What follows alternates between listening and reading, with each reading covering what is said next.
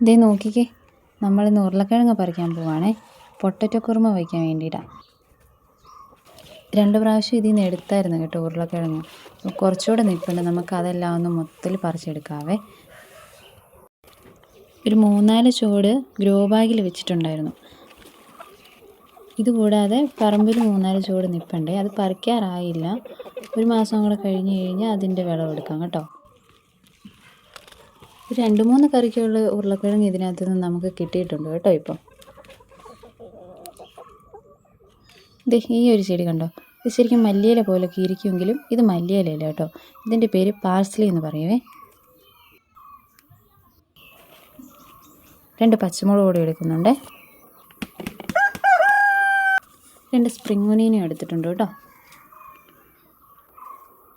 5-6 പയറൂടെ കളഞ്ഞ് നിൽപ്പുണ്ട്. എന്നാൽ പിന്നെ അതുകൂടെ അങ്ങോട്ട് എടുത്തേക്കാം കേട്ടോ. അപ്പോൾ ഇത്രയൊക്കെയുള്ള ഇന്നത്തെ ഗാർഡനിങ് വിശേഷങ്ങളെ.